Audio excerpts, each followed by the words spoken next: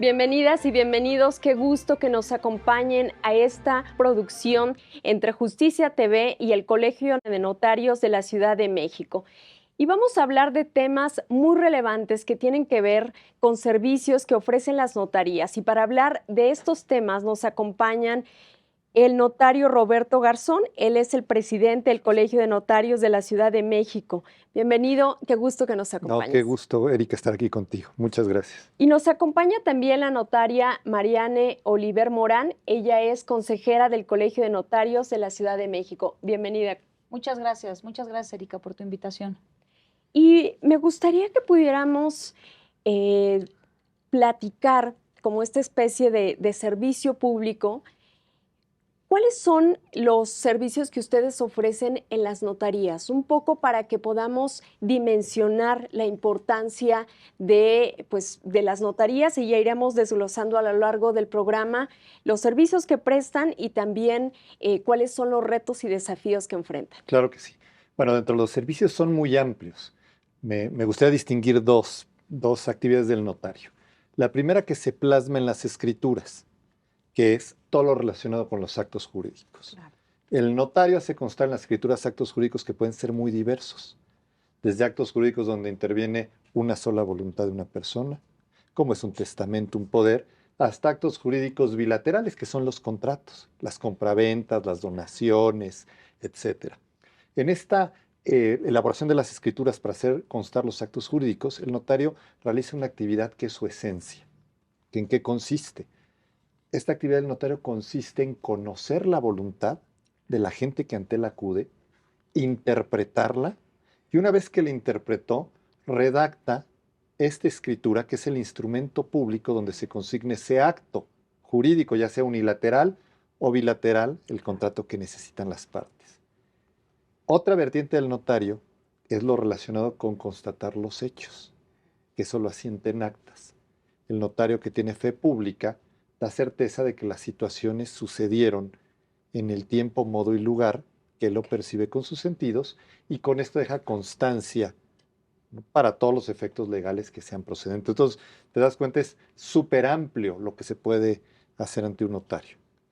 Qué importante este planteamiento y la diferenciación que haces respecto a tanto los actos jurídicos como los temas de constatar los hechos. Así y ahí te preguntaría, consejera Mariane, ¿cómo ha sido este tema de constatar los hechos? Porque a veces solamente vemos en la figura de la persona notaria como aquella a la que se acude para hacer un testamento, para el tema de las escrituras.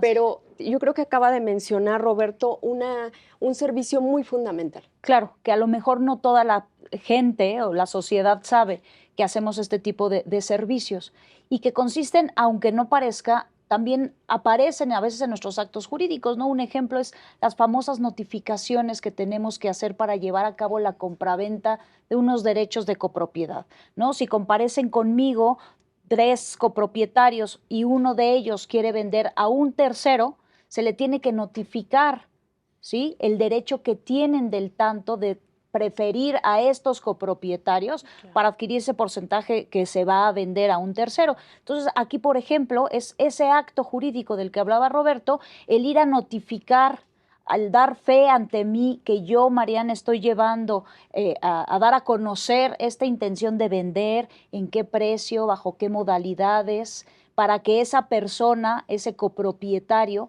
decida o no hacer uso de ese derecho, ¿no? Es uno de los ejemplos a los que hablaba Roberto, de actos jurídicos, que son de hechos jurídicos que están dentro de las actas que nosotros hacemos. Alguna otra son fe pública, ¿no? Las famosas fes de hechos, que es que el notario vino a dar fe de hechos, que es simplemente dar fe de lo que está sucediendo en el tiempo y en el lugar, como decía Roberto, ¿no? Si alguna persona acude conmigo, me dice, oye, Mariana, hay algún problema, necesito que veas por decir algo, cómo está un inmueble, en qué estado están dejando un inmueble de un arrendatario que se fue o de alguna persona o de la situación que sea, bueno, yo me apersonaré a ese lugar en un determinado tiempo a solicitud de una persona y voy a dar fe con mis sentidos de lo que estoy percibiendo. A lo mejor hoy, que bien decías, cómo ha cambiado y cómo ha evolucionado el notariado, bueno, pues nos hacemos de un celular, de cámaras, cuestiones digitales que nos permiten auxiliarnos con todos estos hechos que se están haciendo constar ante nuestra fe y que se dan por verdaderos, porque en eso consiste la fe pública que tenemos, ¿no? Qué importante este planteamiento que haces, Marian, respecto a cómo la fe pública que ustedes pueden dar muchas veces puede ser tomada, o en la mayoría de las ocasiones, en los juicios que se pueden llevar. Cómo hay esta relación muy, muy estrecha entre la figura de la persona notaria, la fe que pueda dar y lo que se pretende demostrar en los juicios. Sí, la verdad es que la actividad del notario junto con la actividad del juzgador es muy similar en el sentido de que somos agentes controladores de la legalidad, tuteladores del Estado de Derecho, y lo que buscamos es que se aplique la norma jurídica exactamente al caso concreto. Nosotros lo hacemos de una manera preventiva. Por eso viene el refrán: notaría abierta, juzgado cerrado. ¿No? En medida que nuestros instrumentos dan certeza, están bien hechos, evitamos juicios posteriores. Ahora bien, como tú también lo señalas, mucho de lo que hace constar el notario, ¿no?, hace prueba plena en juicio. Por eso es muy útil recurrir al notario para ciertas diligencias de constatación de hechos, requerimientos de pago, notificaciones, fes de hechos, fes de vida, etcétera, ¿no? Porque son muy relevantes y le auxilian a la autoridad judicial a tener certeza de que un acontecimiento sucedió del modo que se narra, ¿no? ¿Y cómo ha ido evolucionando esta relevante función que ustedes desempeñan en la sociedad? Tú ya mencionabas hace un momento las herramientas de las que a las que recurren para poder hacer su labor, pero ¿cómo ha ido evolucionando de acuerdo a tu experiencia? Bueno, realmente tecnológicamente hablando ha evolucionado muchísimo, ¿no? O sea, hoy sí contamos con medios electrónicos que nos permiten auxiliarnos para hacer esta función de la que estamos hablando, que valdría también decir que no siempre está a nuestro favor, ¿no? Hoy hay cámaras por todos lados, hoy tenemos, y no es que, vaya, hay ojos viendo por todos lados, ¿no? Y en eso nosotros tenemos que constatar precisamente de los hechos que ante nosotros constan exactamente y así plasmarlo en el acta o en el instrumento que estemos redactando. Y para eso nos basamos, por lo menos yo, no sé Roberto, pero sí de mi celular, ¿no? A veces llevo un iPad, me auxilio de alguna persona de mi oficina que también le digo, oye, a ver, mientras yo estoy dando fe de ciertas cosas, pues sí toma fotos o hay que estar grabando de la medida posible la voz, dependiendo, por supuesto, qué tipos de hechos estemos o a qué me esté enfrentando, pero sí hoy contamos con muchos medios electrónicos que nos permiten facilitar nuestro trabajo en este sentido, ¿no? Y en materia de la normativa, ¿ha habido también una evolución en ese sentido? Sí, tecnológica sí. Está por disposición legal que tenemos que ir migrando a sistemas electrónicos en lo que sea posible.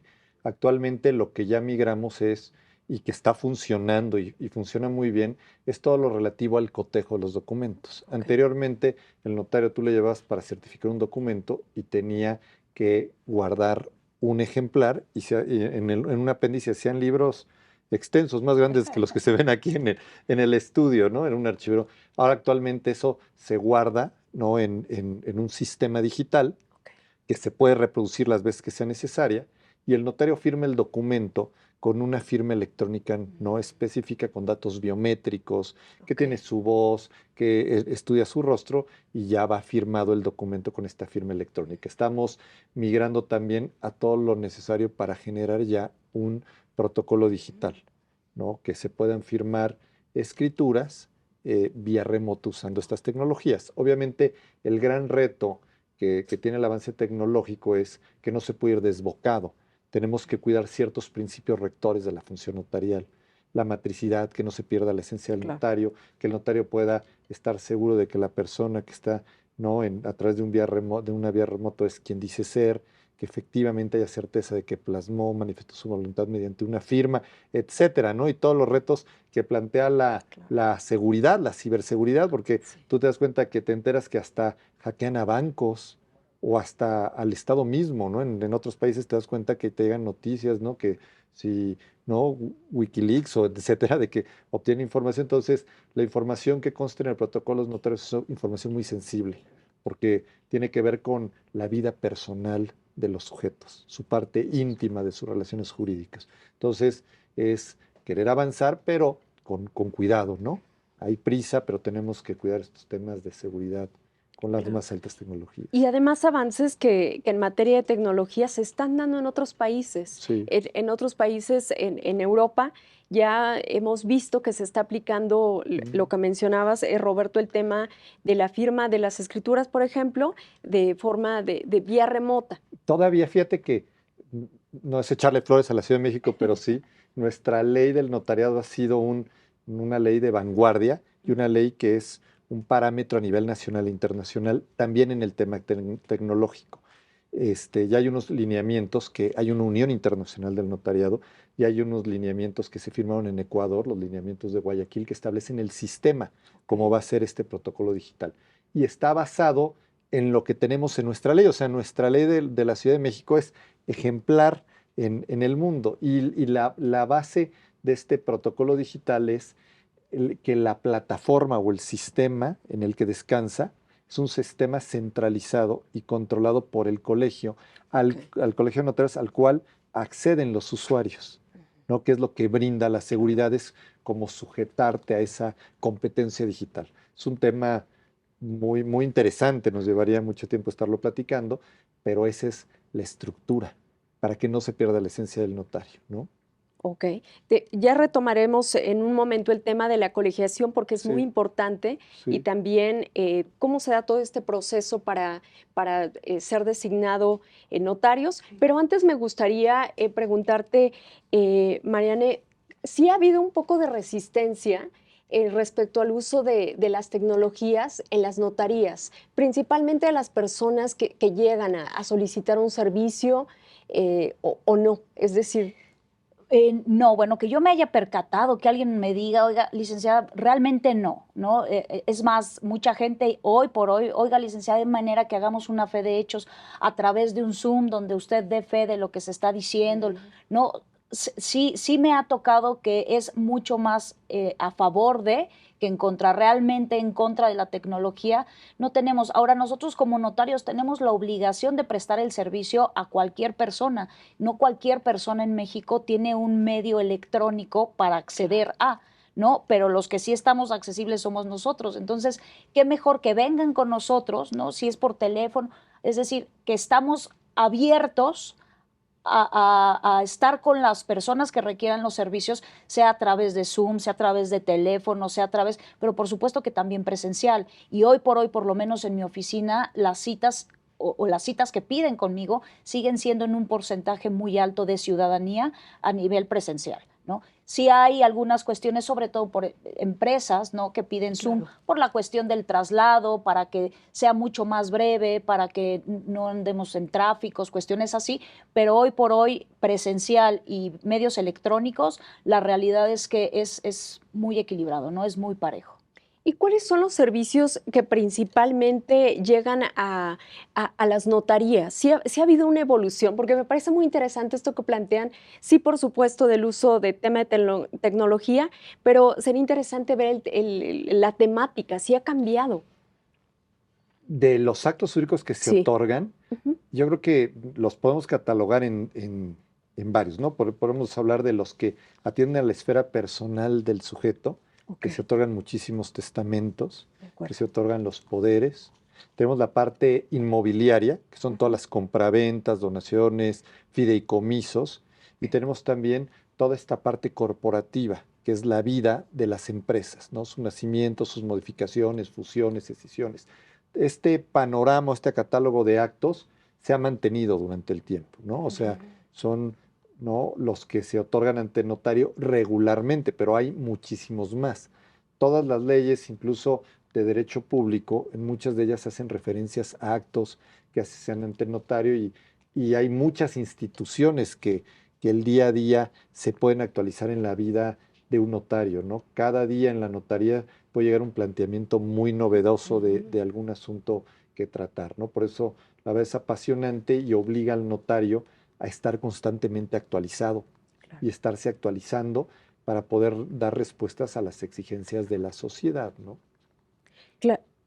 ¿Querías compartir algunas? No, perdón, es que me quedé pensando en la pregunta que le hacías a Roberto y no sé tú qué opinas, Roberto, pero Sí, sí me parece que dentro de la evolución de la que nos hablas, podría yo, de lo que percibo, el inicio del trámite sucesorio ante notario, ¿no? sí, La gente, o hay veces que la ciudadanía considera, cree, está en la idea que solamente puede ser ante juez, ¿no? Como fue antes del 2000. Hoy por hoy se puede iniciar un trámite sucesorio aunque no haya testamento ante notario, ¿no? Para una mayor facilidad en cuanto a tiempo, desgaste, economía, creo que es algo positivo en cuanto a actos jurídicos que han evolucionado por lo menos en el notariado, sí, ¿no? Digo, me parece. y es cierto, en alguna reunión que tuve con las autoridades judiciales, con el presidente del Tribunal Superior de Justicia, comentaban eso, ¿no? Que es importante esta labor del notario para auxiliar a los juzgados a descentralizar ciertas actividades, Claro. ¿no? Que ellos tienen muchísimo trabajo, están abrumados de trabajo y pueden apoyarse con el notario para ciertos actos que no implican una contienda que se puedan desahogar en la notaría. Claro. Ciertas jurisdicciones voluntarias, tramitación de sucesiones en las cuales no hay conflictos, incluso ya se prevé en el Código Nacional de Procedimientos el divorcio bilateral que se haga ante notario y otras actuaciones. Para el público televidente que no está familiarizado con estos términos, ¿qué entenderíamos por un trámite sucesorio y cuál Perdón, sería? me fui muy rápido. Sí. Perdón. Sí, me fui. O sea, el inicio, toda sucesión, cuando una persona fallece, hay que abrir el trámite, hay que iniciar el trámite Ok. sucesorio, ¿no? Ujú. En civilmente lleva 4 etapas, que es la primera es el inicio del trámite sucesorio, justamente donde los herederos aceptan la herencia o se declaran y se reconocen quién es heredero, los herederos aceptan la herencia y se designa al albacea que va a estar encargado de la administración de los bienes hasta que se concluya el trámite sucesorio, que es al final, si hay inmuebles, pues será en una escritura de adjudicación de bienes por herencia. Y antes del 2000, de las reformas de la ley del notariado, con la ley del notariado anterior, no se podía iniciar el trámite si no había testamento ante notario. Ok. Todas las sucesiones intestamentarias se llevaban vía judicial. Y a partir de las reformas se permite, aunque no haya testamento, si es que el último domicilio del autor de la sucesión o uno de sus bienes está en la Ciudad de México, iniciar el trámite ante notario, lo que permite pues un trámite mucho más sencillo, me parece, menos tiempo, menos costoso y además, desde mi punto de vista o perspectiva, por lo menos, no sé tú qué pienses, Roberto, pero menos frío para la gente, ¿no? Pues, es más cálido tener Claro. una situación más amistosa, ¿no? Entre familiares, con alguna persona como Por el supuesto. notario, que presta un servicio más personalizado en ese sentido, ¿no? Que a través de abogados litigantes. Es mi opinión. Y este enfoque de mayor conciliación, de no llegar hasta un juicio, porque en la sociedad mexicana tenemos muy arraigado este sentimiento de tenemos que llegar al juicio para que en realidad, y no en realidad, ustedes lo están comentando ahora, la figura de las personas notarias también con estas atribuciones, facultades que les ha dado la ley, les permite que no lleguen hasta el juicio. Tú mencionabas ahora, Roberto, el tema del divorcio bilateral. Ujú. ¿Nos puedes compartir? Sí, el, el divorcio, bueno, es la disolución del vínculo, ¿no?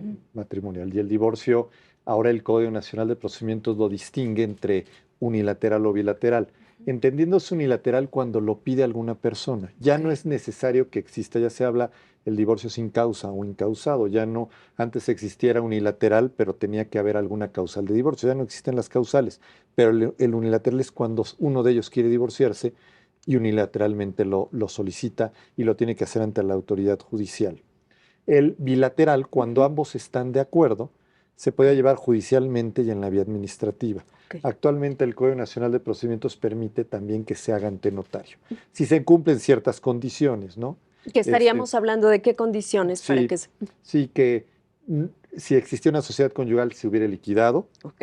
si hubiera una separación de bienes, se hubieran puesto de acuerdo en lo relativo a la compensación que debiera pagar uno al otro, que los hijos sean mayores de edad y no exista necesidad en su caso alimentaria para Ok. con ellos, ¿no? Y que lo quieran hacer sin controversias adicionales, ¿no? Si hubiera acuérdense, si ya hay alguna controversia, el notario no tiene la potestad del juez de resolver, ¿no? El notario actúa siempre y cuando no haya controversia entre las De acuerdo. partes, ¿no? Y eso permite que sea, ya lo decía bien Marian, en un procedimiento pues mucho más rápido, sin todo lo que implica el proceso del juicio. Exacto, exacto. Y sobre todo es apoyarnos, ¿no? Como yo decía, jueces y notarios estamos tutelando el derecho y hay que ver de qué forma, ¿no? Nos apoyamos. En este sentido, al realizar estas diligencias nosotros ayudamos a que el juez a lo mejor tiene asuntos en verdad Claro. muy complicados, que donde sí hay una controversia, donde se requiere valorar muchas cosas y ayudarlos nosotros a desahogar estos asuntos que para ellos, ¿no? Les pueden quitar tiempo que se necesita pues para que apliquen la justicia, Claro. ¿no? De manera muy correcta en estos asuntos delicados. Tú nos mencionabas hace un momento, Roberto, que el tema de la actualización constante por los asuntos novedosos Sí, que les llegan. ¿Nos podrían compartir, sin mencionar datos personales, por supuesto, pero la problemática, alguna problemática novedosa que les haya tocado acompañar? pues, ¿Alguna problemática? pues constantemente el tema fiscal Mm, requiere una actualización, ¿no? Del notario y de todos los actores constante. Por ejemplo, los esquemas de fideicomiso ujú, tienen unas reglas, tanto a nivel federal como local, de acuerdo. que son difíciles de entender para los sujetos y que el notario tiene que estar muy capacitado para saber cuándo se causa o no el impuesto. Ok. Porque, no, este es un ejemplo, a lo mejor me sale un poquito la pregunta, pero el tema fiscal como que tiene excepciones a las reglas, Ujú, ¿no? Del derecho civil. Y eso hay que entenderlo para ver cuándo se causa o no el impuesto. En un fideicomiso, cuando tú transmites un inmueble a un banco como institución fiduciaria, pues técnicamente, civilmente, el banco es el dueño y ya hay una adquisición, pero no necesariamente fiscalmente. claro. Hay que ver los supuestos. Y fiscalmente, la autoridad dice, bueno, yo lo voy a gravar cuando el que aportó al fideicomiso no pierde la posibilidad de disponer de ese bien Ujú, o la decisión de disponer la tiene otro. Porque en ese momento, ¿no? Presumo que ya hubo una transmisión, aunque sigue estando por decir, en el patrimonio del claro. fiduciario, ¿no? Son reglas que nos obligan a estar actualizados. Actualmente, bueno, hace un par de años hubo una reforma en el Código Fiscal del beneficiario controlador, que establece muchísimas obligaciones a nivel corporativo, en todo lo relativo a la constitución de empresas, constitución de sociedades, figuras análogas. Otro tema es todo lo relativo a las concentraciones, Ok. prácticas monopólicas, que son leyes federales que hay que estar atendiéndolas. Y esto es lo que puede sonar como novedoso, pero el día a día te lleva a actuaciones o a situaciones que están previstas en los códigos civiles desde hace muchos años. Por ejemplo, te enfrentas a estipulaciones a favor de terceros, a promesas de portefort, situaciones que están previstas en los códigos y que tú como notario las identificas y puedes dar la solución interpretando la voluntad de las partes porque descubres que eso es lo que quieren. Y a lo mejor está prevista nada más en un artículo del Código Civil alguna de estas instituciones, ¿no? Y entonces así pudiéramos seguir, ¿no? La realidad pues te va llevando, ¿no? Claro. A que puedas aplicar el derecho de manera correcta, a estudiar, ¿no? Y a buscar soluciones, pero que resuelvan, ¿no? Esa es nuestra obligación como notarios, encontrar una solución que evite llegar al juicio y que cumpla con las disposiciones fiscales, civiles, registrales, de lavado de dinero, etcétera. Con él. ¿Quieres compartirnos alguna, Sí, Mariana? no, de lo que estaba comentando Roberto justamente, ¿no? Nos decías cómo ha evolucionado y cómo tenemos que estar. Yo creo que antes del dueño beneficiario que decía Roberto, a nadie le interesaba realmente un contrato de promesa de compraventa.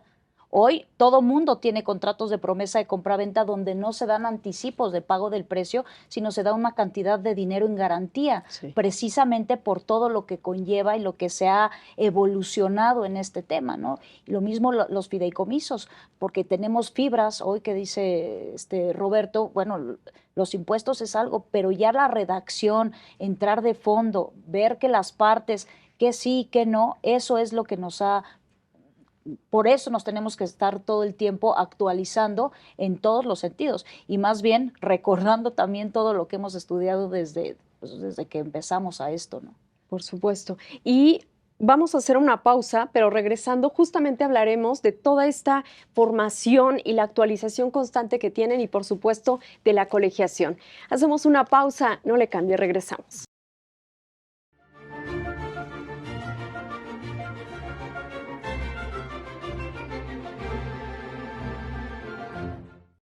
Ya estamos de regreso en esta nueva producción, una colaboración entre el Colegio de Notarios de la Ciudad de México y Justicia TV, el canal del Poder Judicial de la Federación. Y bueno, quisiera retomar algunos de los temas que ya hemos ido desglosando respecto a la importancia de los servicios que prestan en las notarías. Pero antes de eso, me gustaría que, Roberto, nos pudieras compartir cómo es el proceso de elección de las personas notarias. De notarios. Mira, platicarte, en la Ciudad de México tenemos 78 años que se instauró el examen de oposición. Esto quiere decir que ningún notario en la Ciudad de México ingresó por un medio distinto a un examen. Ahora, ¿en qué consiste? Más o menos resumido para el auditorio. Primero, tienes que acreditar y obtener una patente de aspirante. Tienes que hacer un examen de aspirante, que consiste en una parte práctica y teórica. Vas al colegio de notarios donde se hacen los exámenes, se te sortean 20 casos, escoges el sobre, te toca un caso que tienes que desarrollar y tienes 6 horas para redactar la escritura que ese caso plantea con otro pliego de fundamentación y motivación de lo que hiciste. Una vez que acabaste el examen escrito, pasas inmediatamente al examen oral con 5 sinodales en el cual se lee el caso y te van a preguntar preguntas relacionadas con el caso, pero pues finalmente lo que se relaciona con todo el derecho, porque te digo que todas las escrituras tocan la parte fiscal, registral, civil, etc. Una vez terminado ese examen, si lo apruebas, obtienes la patente de aspirante. Ya una vez que eres aspirante, esperas que la autoridad convoque al concurso de notarías, que son los exámenes de oposición. Te inscribes y el desarrollo del examen de oposición es que se sortean 20 casos, lo escoge alguno de los sustentantes y todos tienen que resolver el mismo caso práctico.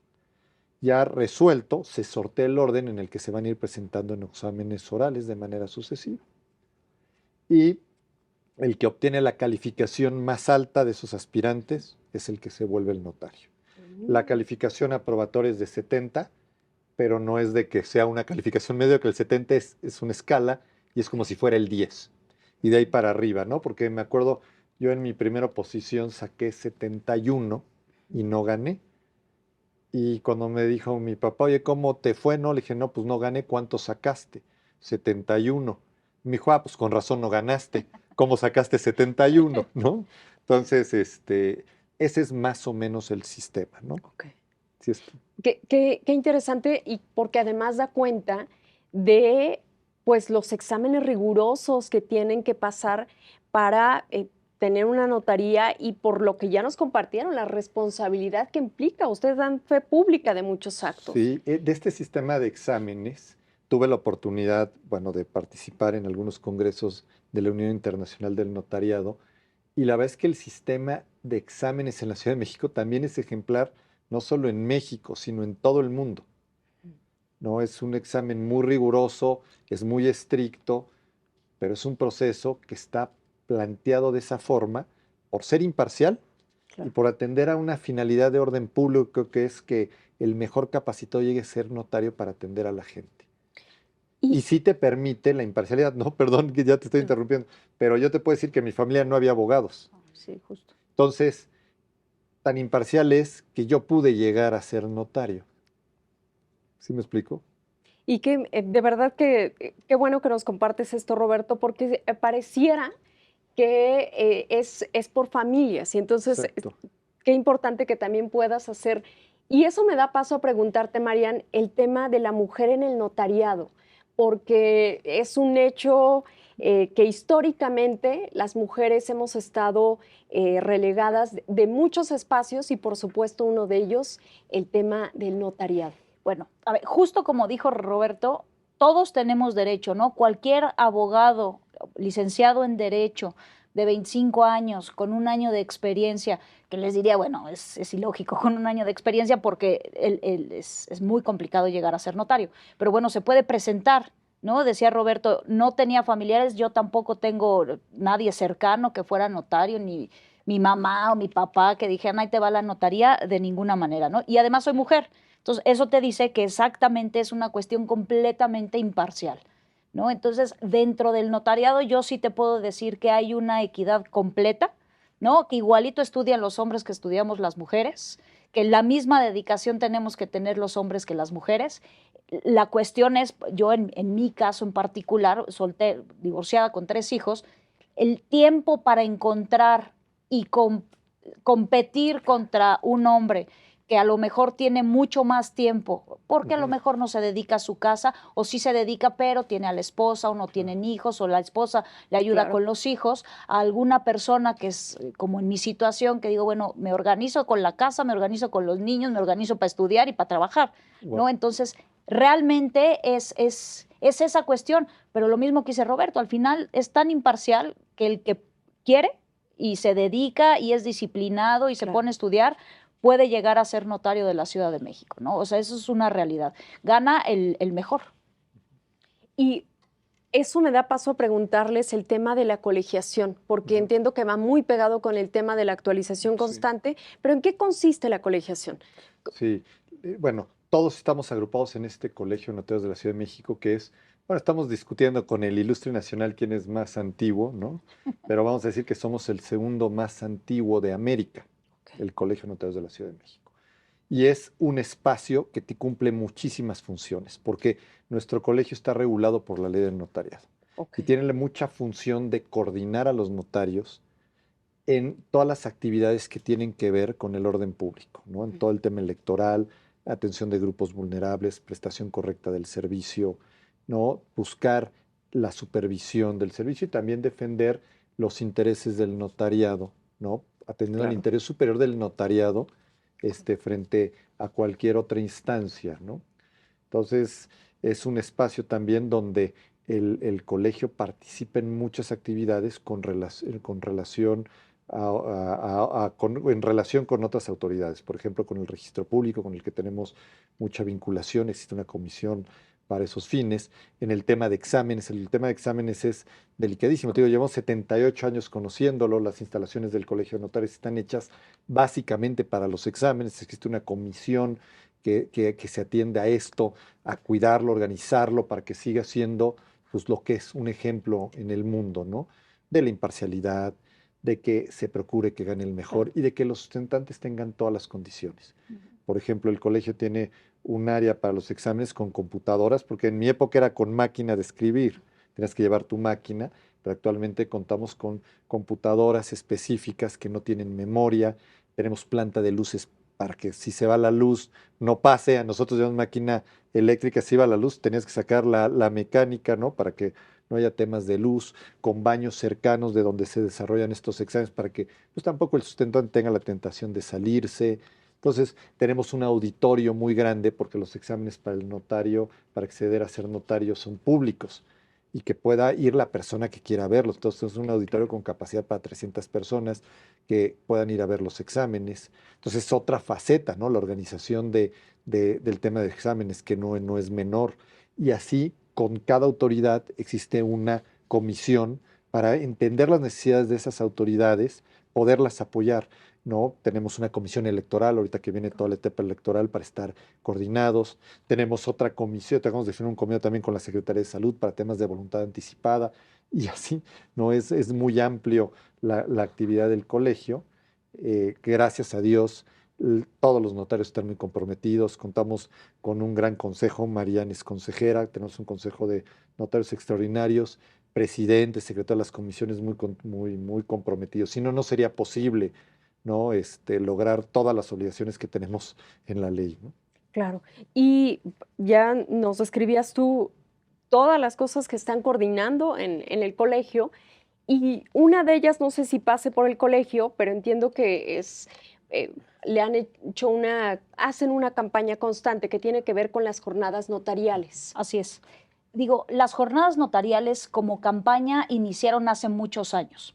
¿Y por qué lo digo? Porque hoy esas jornadas, que se siguen diciendo jornada, ¿no? Coloquialmente, ya están en la ley, ¿no? Está en el Código Fiscal de la Ciudad de México, es el beneficio que puede tener cualquier persona cuyo valor que va a regularizar en escritura pública tiene hasta determinado valor catastral, ¿no? A partir de, digamos, 1.250.000 para abajo, tienen derecho, si es una transmisión por distinta a la muerte, tienen derecho de un 60 a un 40 hasta un 20%, ¿no? Tanto en impuesto de adquisición de bienes inmuebles, que siempre o por lo regular es el impuesto o el gasto más fuerte que se hace en cualquier pago para cualquier escritura, y en los derechos de registro público. Y si se trata de una cuestión sucesoria, el valor catastral puede ser un poco más alto, es como hasta 2.500.000 pesos y va de un 80 a un 60% de descuento en lo mismo, impuesto de adquisición de bienes inmuebles y derechos de registro público, que realmente es una cuestión muy benéfica para la ciudadanía, porque no solamente es esto, es la posibilidad que aunque el precio fuera, por decirte, 10 millones de pesos y el valor catastral, porque lo está donando la mamá o lo que se te ocurra, es de 1 millón de pesos, tiene derecho a no solicitar un avalúo y además que se pague el impuesto sobre ese valor catastral, más el descuento que estamos hablando. Entonces, sí hay una cuestión muy benéfica en esto de las jornadas notariales, que efectivamente empezó como campaña hace muchos años y hoy, bueno, pues lo tenemos afortunadamente en 2 artículos concretos, 275 bis y ter del Código Fiscal de la Ciudad de México. ¿En qué periodo es estas jornadas y qué necesitan para poder participar? Esa es otra cuestión muy positiva, porque al estar en la ley realmente tenemos prácticamente todo el año, ¿no? Okay. Prácticamente lo digo porque sí tenemos un pequeño periodo muchas veces al inicio del año, pero bueno, se regulariza a partir de febrero, más o menos ya tenemos los talones que emite el gobierno para poder empezar a hacer los pagos con esos beneficios fiscales a través de las jornadas y tenemos hasta no para firmar la escritura, me van a decir, es que Marian dijo, no, pero nosotros como notarios tenemos hasta el 31 de diciembre para pagar el impuesto y los derechos de registro público del año que va corriendo. ¿Sí? Lo que no puedo es ocupar una jornada en enero del año anterior, pero puedo firmar todavía el 31 de diciembre, pagar el impuesto ese día y los derechos. O sea, me estoy excediendo, yo creo que ningún colega se querría arriesgar a esa situación, pero bueno, es para decir que prácticamente es todo el año cuando lo pueden hacer uso de él. ¿Qué se necesita? Nada más encuadrar en los valores que te estaba yo haciendo mención hace un momento, del valor catastral del año que está corriendo, en este caso 2024. Te pudiera agregar una idea, además de lo que dijo Marian, para que vea el auditorio el beneficio de la jornada notarial. Claro. El impuesto que grava las adquisiciones de inmuebles se llama impuesto sobre adquisición de inmuebles, que tiene una tarifa progresiva según el valor y va llegando a una tasa que la máxima puede ser hasta del 7%. ¿Cómo se calcula el impuesto normalmente? Se toma lo más alto entre el avalúo, precio si lo hay, y el valor catastral.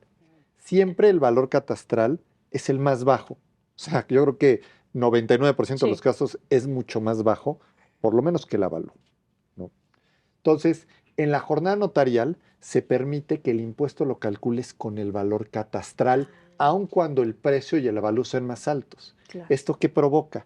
Que te vas a ubicar en un renglón de la tarifa progresiva que te decía, ¿no? Donde tu tasa va a ser inferior y el porcentaje que le vas a aplicar para el cálculo del impuesto también. Entonces, eso de suyo ya es un gran ahorro.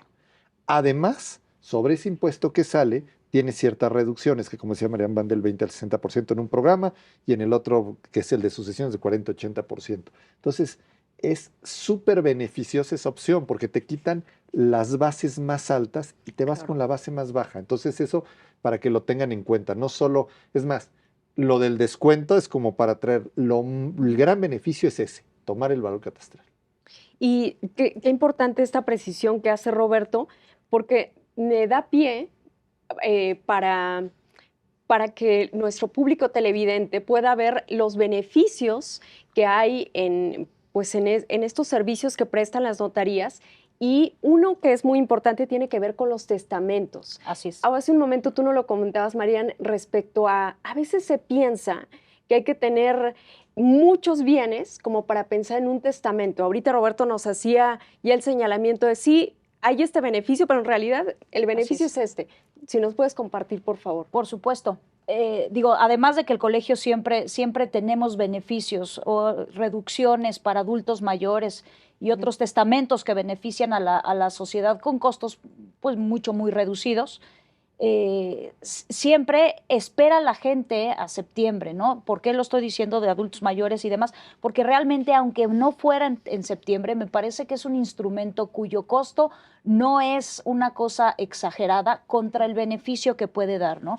A través del testamento, la gente puede disponer de sus bienes, ¿no? De los derechos que tiene, cumplir obligaciones y deberes, ¿no? Y justo lo que platicábamos hace un momento, realmente si a mí me dijeran, oye, Marian, es que no tengo bienes, tienes bienes, por supuesto que tienes bienes, pero además tienes gente de la que te preocupas, a gente a la que quieres proteger, a gente a la que vas a cuidar, ¿no? Entonces, cuando a mí me preguntan, oye, ¿qué beneficio? Primero, un testamento no tiene un plazo.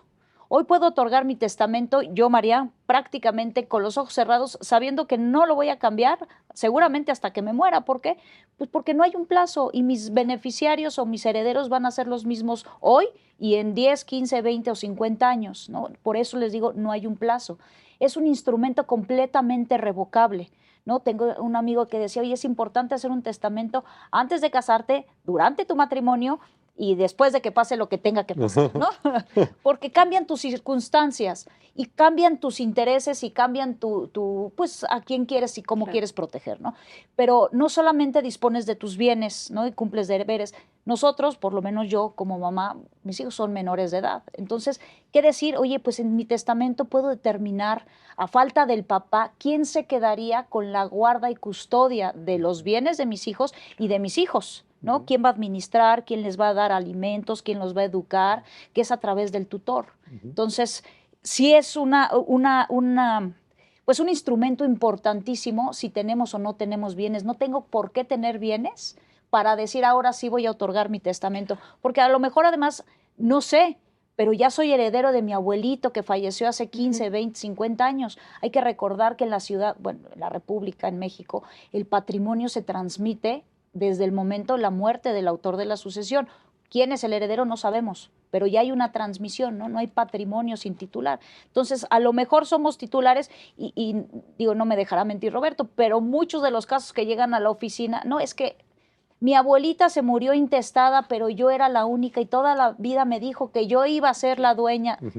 Pues no, perdón, pero ¿quién más está, no? Los hijos, tenía esposo, no tenía esposo. Entonces, todo eso se lleva y es mucho mejor hacerlo a través de un testamento porque también en la práctica nos damos cuenta que cuando ya vienen a hacer su testamento hay una serie de cuestiones jurídicamente irregulares que todavía se pueden regularizar y darle cierta tranquilidad a la gente, ¿no?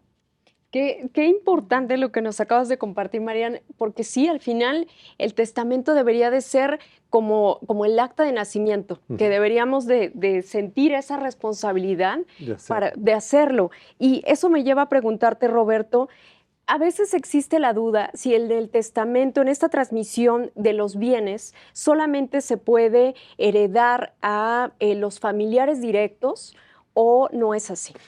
Bueno, en nuestro sistema jurídico, ¿no? Desde 1928, puedes testar libremente en favor de quien quieras. Lo que tú señalas existió antes en México y existe en algunos otros países como España, etcétera, de que pues, cierto porcentaje se lo tienes que dejar a tus parientes, ¿no? Ahorita tú tienes la libertad de testar y dejárselo a quien quieras. Obviamente, en el otorgamiento de un testamento público abierto te acompaña el notario para asesorarte lo que decíamos, ¿no? La conveniencia, ¿no? De una u otra disposición, porque en el testamento, tal como lo decía Mariana, existen varias disposiciones y en lo patrimonial están también las figuras de los legados, distintos tipos, que pueden ayudarte a que el testamento se vuelva un traje a la medida.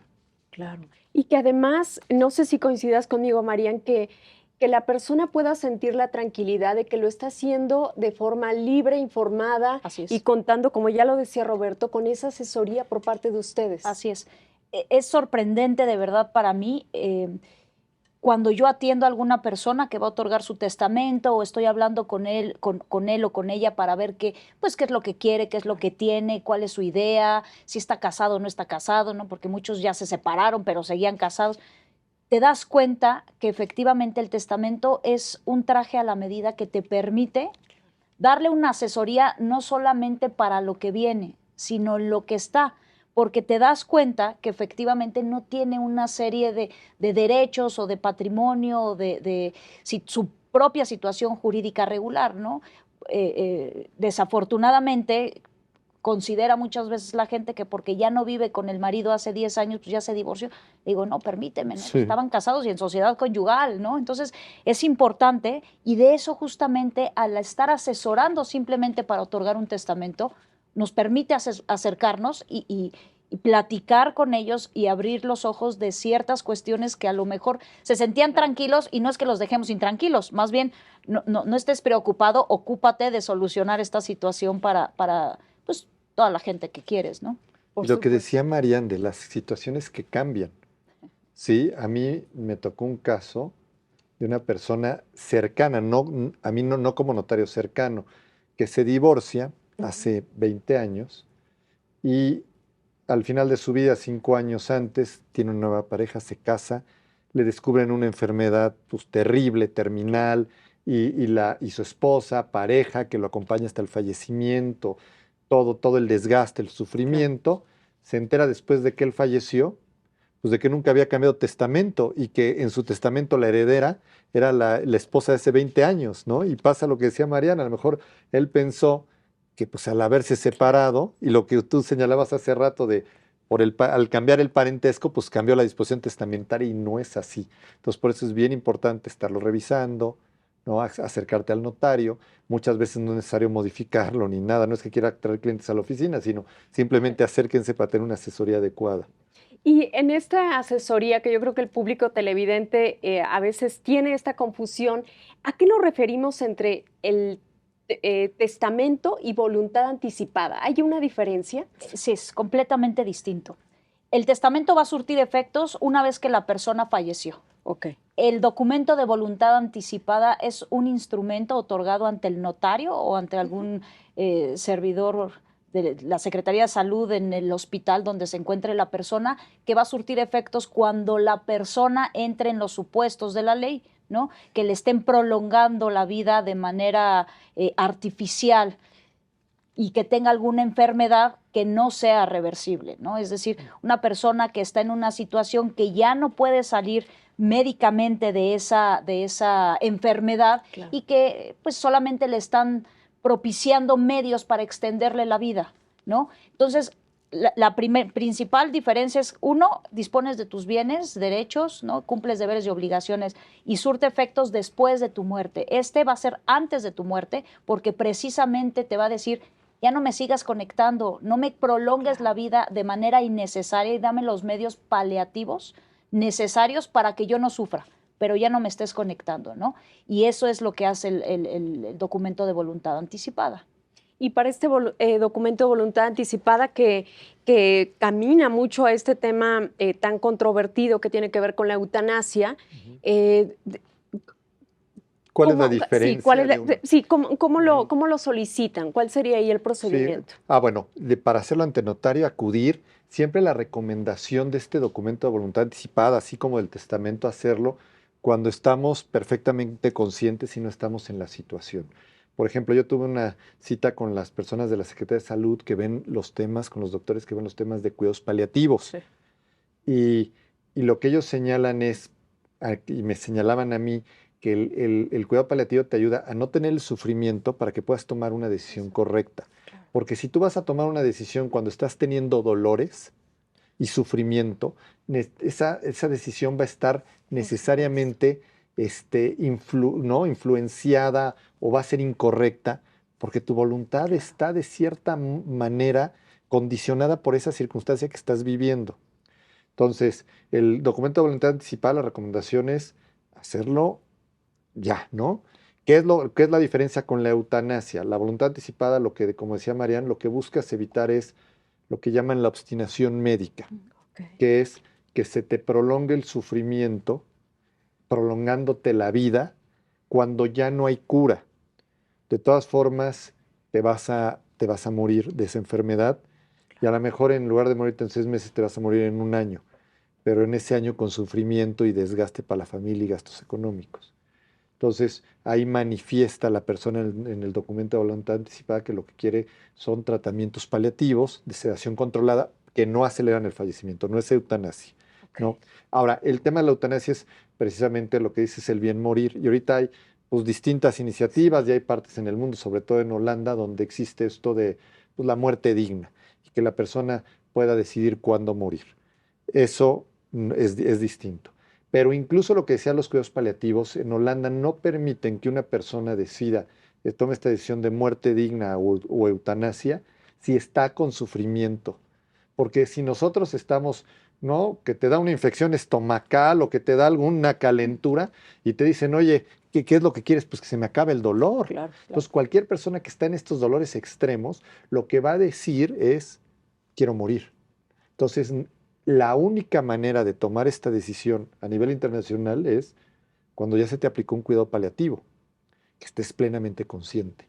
Y eso es lo importante, lo que nosotros como notarios tutelamos, tanto en el testamento como la voluntad anticipada, que la gente esté consciente, que tenga una voluntad libre, que no venga coaccionada, ¿no? Para tutelar no es un tema de seguridad jurídica. Claro, y qué importante esto que nos han compartido, sin duda nos permite tener muy presente la labor que ustedes hacen, Sí. todos los servicios que prestan. Y antes de nos queda ya muy poco para cerrar, me gustaría que nos pudieran compartir alguna reflexión final muy breve para que el público televidente pueda y tenga muy presente de la importante pues, figura del notariado en nuestras vidas diarias. Pues gracias. Yo les diría que se acerquen a los notarios. Les diría primero que se acerquen al Colegio de Notarios. Somos 250 notarios en la Ciudad de México. Está el Colegio de Notarios, que damos asesoría gratuita, que de verdad cualquier notario los va a recibir en su oficina, cualquier notario va a dar una asesoría y de verdad se van a dar cuenta de las necesidades que tenían jurídicas para regularizar algún inmueble, para darle tranquilidad a su familia, ¿no? Para otorgar el testamento, que realmente son instrumentos que guiados por el notario son muchísimo más sencillo de lo que la gente o la ciudadanía considera, ¿no?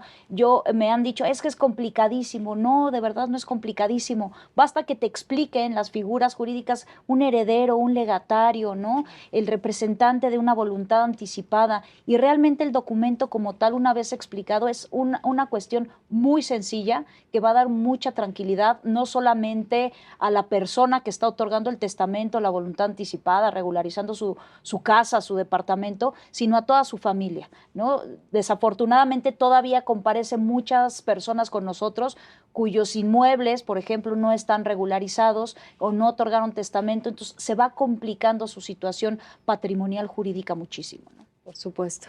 Yo, en concordancia con Marian, le diría al auditorio que el notario es un profesional jurídico del más alto nivel que está al acceso de la ciudadanía. Que se acerquen a él porque en algunos casos va a ser un doctor que te diagnostica, te da la medicina y te cura en ese momento cuando ante el notario se puede hacer el instrumento.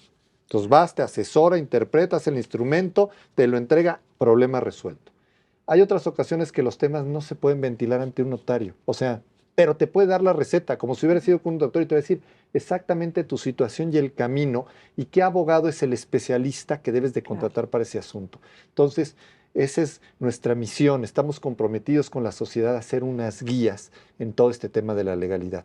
O sea, que aprovechen en verdad en la Ciudad de México la figura del notario que tienen a su alcance. Y con esta analogía entre la figura del notario y de los personal médico, yo les agradezco, Marian, Roberto, qué gusto que nos hayan tenido en este programa, un programa especial de Justicia TV y del Colegio de Notarios de la Ciudad de México. Y a usted, muchas gracias por su amable atención.